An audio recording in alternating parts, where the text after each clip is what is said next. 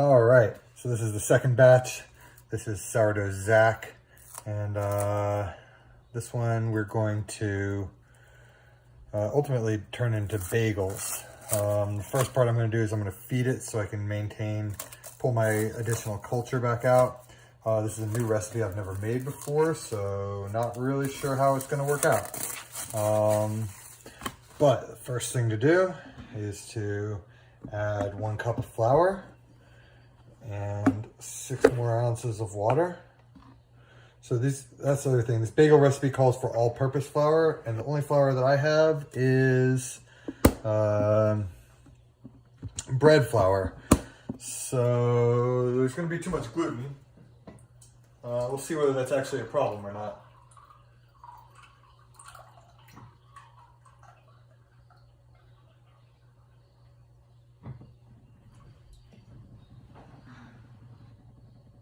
All right, cool. So 6 ounces of water, 1 cup of flour, mix it up nice and good, and then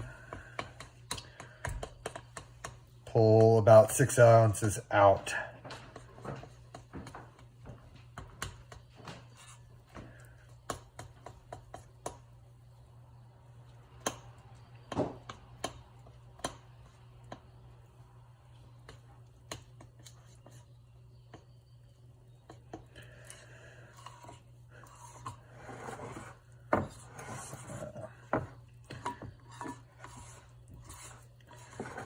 If you don't have a sourdough culture, you can basically start, well,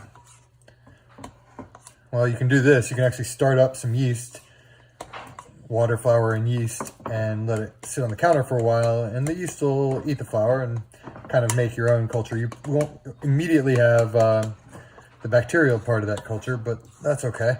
You should get more flavor if you let it eat for a little while first.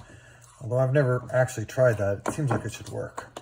All right, cool. So that's reasonably well and mixed up. So this particular jar, 10-ounce peanut butter jar from Big Spoon Roasters, an amazing little peanut butter shop based out of Durham, North Carolina.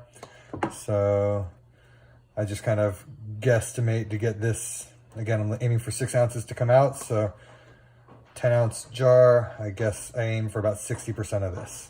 I don't know. Just get close and aim for about the same thing every time. If I really wanted to, I could draw a line on the side. I could actually measure it out one time and draw a line at where 6 ounces are. But it doesn't matter that much. So